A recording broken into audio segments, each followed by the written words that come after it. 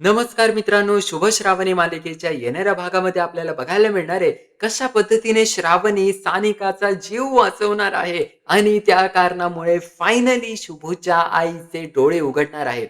या सगळ्या गोष्टी मालिकेत कशा घडून येतात, आपण याबद्दल आज चर्चा करणार आहोत.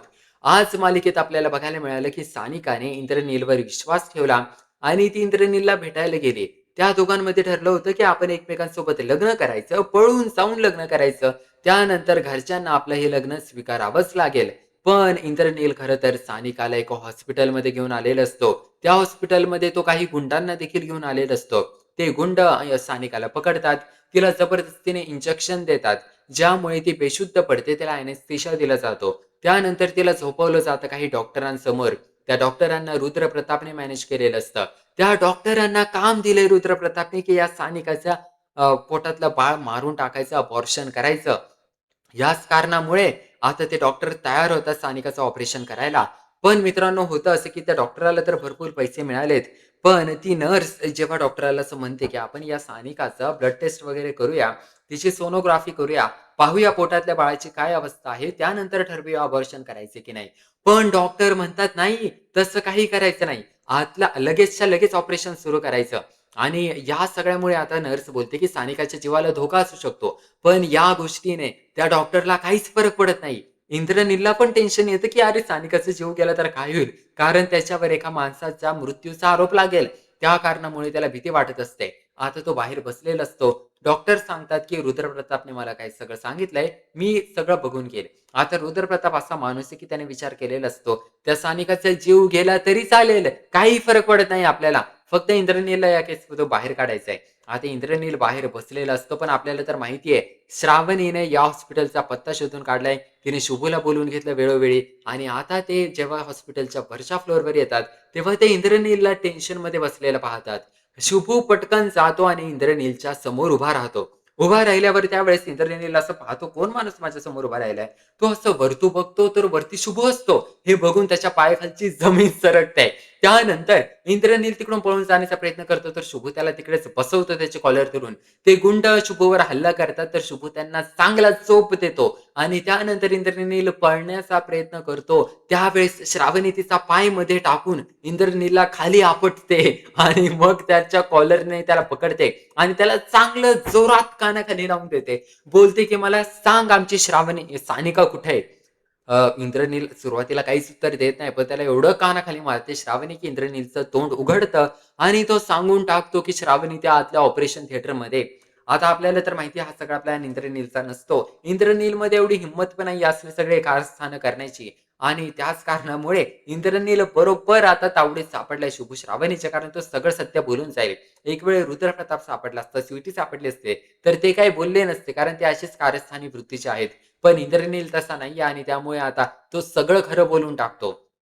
जेव्हा शुभ आणि श्रावणी आत ऑपरेशन थिएटरला जातात, डॉक्टर म्हणतात, "तुम्ही लोकं ऑपरेशन थिएटरमध्ये आत कसे आले? तुम्हाला कोणी परवानगी दिली?" आणि त्यानंतर मग श्रावणी आणि शुभ त्या डॉक्टरांना विचारतात, "काय करताय तुम्ही आमच्या बहिणीसोबत?" आणि त्यावेळेस डॉक्टर सांगतो, की "आम्हाला हिचं अबॉर्शन करायला सांगितलंय." या कारणामुळे आता शुभ आणि श्रावणीच्या पायाखालची जमीन सरकते. या धक्क्यातून ते बाहेर येतील तेवढ्यात श्रावणी तिकडे पाहते, तर सानिकाच्या आतून रक्त येत असतं. तिच्या युटरसमधून रक्त येत असतं, जिकडून बाळ काढलं जातं आणि झालेलं असं असतं, की डॉक्टरांकडून एक चुकीचा कट पडलेला असतो सानिकाच्या शरीरावर आणि मग असला कसला फालतू डॉक्टर या रुद्रप्रतापने दिलेला असतो मॅनेज करून. कारण एक मोठा डॉक्टर तर कधीच या गोष्टीसाठी तयार होणार नाही, आपल्याला माहितीच आहे. असा कोणतरी असेल साधा डॉक्टर जो की रुद्रप्रतापने मॅनेज करून दिलाय आणि आता श्रावणी म्हणते, "रक्त येतंय यातून." डॉक्टर म्हणतो, "तुम्ही टेन्शन नका घेऊ, मी हे सगळं नीट करतो." आणि मग डॉक्टरलाच टेन्शन आलेलं असतं, की त्यांच्याकडून चुकून कट झाला, त्याला नीट कसं करायचं? आता मित्रांनो, त्यावेळेस श्रावणी असा विचार करते, या डॉक्टरवर विश्वास नाही ठेवायचा. शुभ आपण पटकन सानिकाला घेऊन जाऊ दुसऱ्या चांगल्या हॉस्पिटलमध्ये. शुभ आणि श्रावणी त्यानंतर तिला उचलून चांगल्या हॉस्पिटलमध्ये घेऊन जातात. रुद्रप्रताप आणि सानिका त्या हॉस्पिटलच्या बाहेर आलेले असतात. बाहेर आल्यावर ते शुभची गाडी पाहतात. गाडी पाहून त्यांच्या लक्षात येते, तर शुभची गाडी आहे. म्हणजे हे दोघे शुभ आणि श्रावणी पोहोचले तिकडे सानिकाकडे. त्यानंतर जेव्हा ते हॉस्पिटलमध्ये येतात, तेव्हा अचानक त्यांना श्रावणीचा आवाज येतो. म्हणून त्या पायऱ्यांखाली रुद्रप्रताप आणि स्वीटी लपून बसतात. रुद्रप्रताप पाहतो, की अरे, हे तर सानिकाच्या बॉडीला असं उचलून घेऊन चालले ते बाहेर कुठेतरी.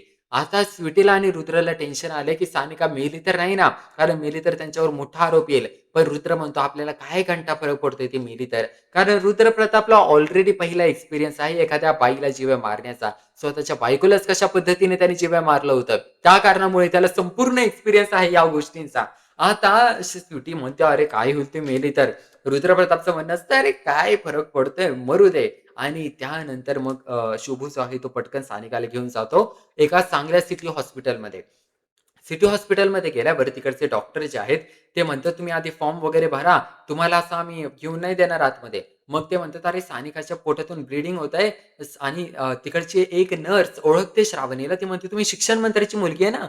आणि मग शिक्षण मंत्र्याची मुलीच्या ओळखीवरून ते लवकर सानिकाला आत ॲडमिट करून घेतात. त्यानंतर आपल्याला असं बघायला मिळतं मित्रांनो, की शुभू जो आहे त्याला कॉल येतो शुभूच्या वडिलांचा. शुभूच्या वडिलांना आता शोभाने आणि अनुराधाने म्हणजे शुभूच्या आईने सांगितलेलं असतं, की "पटकन कॉल करा शुभूला. त्याला विचारा सानिका तुमच्यासोबत आहे का?" कारण सानिका कुठे गायब झाली? ती गरोदर आहे. त्यांना टेन्शन असतं.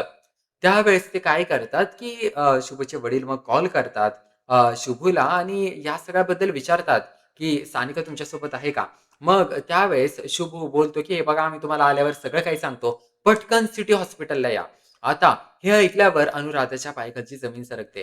शुभूच्या आईला असं वाटतं, की श्रावणी सानिकाला हॉस्पिटलमध्ये घेऊन गेली आहे. काहीतरी तिचं अपॉर्शन वगैरे करण्यासाठी किंवा काहीतरी करण्यासाठी. त्यामुळे आता अनुराधाला टेन्शन आलेलं असतं. आता अनुराधाला सगळा काही जाब आहे तो श्रावणीलाच विचारायचा असतो. जेव्हा ते लोकं हॉस्पिटलमध्ये येतात, तेव्हा अनुराधा पेटलेली असते श्रावणीवर. पण मग श्रावणी सगळं काही सत्य अनुराधाला सांगून टाकते आणि अनुराधाच्या पायाखालची जमीन सरकते. तिला लक्षात येतं हा सगळा इंद्रनीलचा डाव होता. इंद्रनीलला देखील त्यांनी तिकडेच पकडून ठेवलेलं असतं. शुभूचे बाबा येतात, जोरात कानाखाली लावून देतात त्या इंद्रनीलच्या आणि त्यानंतर मग श्रावणी जी आहे ती चांगलं कानाखाली मारते इंद्रनीलला आणि इंद्रनीलला शेवटी बोलते, "सांग तुला हे कोणी करायला सांगितलं?" इंद्रनील मनातल्या मनात असा विचार करतो, की जर मी सांगून टाकलं, की मी हे सगळं कोणाच्या सांगण्यावरून केलं, मी स्वीटीच्या सांगण्यावरून केलं, तर माझी वाट लागेल. त्यामुळे तो म्हणतो, "मी नाही सांगणार." पण श्रावणी एवढं कानाखाली मारते आणि त्या इंद्रनीलला असे सगळे कारस्थान करण्याचं म्हणजे अनुभव नाहीये. त्या कारणामुळे तो सगळं खरं बोलून टाकतो. तो सांगतो, "मी हे सगळं स्वीटीच्या सांगण्यावरून केलं." अशा पद्धतीने इंद्रनील सगळं खरं बोलून टाकतो. आता मित्रांनो फायनली इंद्रनीलला जेल होणार आहे. महत्त्वाची गोष्ट म्हणजे की सानिकाचा जीव वाचेल असं दिसतंय. कारण बरोबर वेळी श्रावणी तिकडे आल्या आणि तिने बरोबर स्टेप उचलली. महत्त्वाची गोष्ट म्हणजे की या सगळ्या गोष्टी शुभूच्या आईने पाहिल्यात. त्यांच्या लक्षात आलं की ज्या श्रावणीला ते वाईट म्हणत होते, की ती जीवावर उठली आहे सानिकाच्या, त्या श्रावणीने सानिकाचा जीव वाचवलाय आज. आणि आज श्रावणी नसती तर तिचा जीव वाचलाच नसता. मग अशा पद्धतीने बरेच चांगल्या गोष्टी या मालिकेत घडताना आपल्याला आता बघायला मिळतात आहेत. फायनली कुठेतरी शुभूच्या आईचे डोळे उघडतील का या सगळ्यामुळे? का ती अशीच तुसड्यासारखा वागत राहील श्रावणीसोबत? कारण सध्या ना, म्हणजे शुभूची आई आधी खूप चांगली होती, खूप मस्त होती. कारण ती कशी होती म्हणजे की ती स्वीटीची चांगल्या कानाखाली मारायची आणि पायट्याची साथ कधी देत नव्हती. आणि आता शुभूची आई अशी झाली की ती स्क्रीनवरती आली की आपलं डोकं फिरायला लागतं. इरिटेटिंग व्हायला लागती.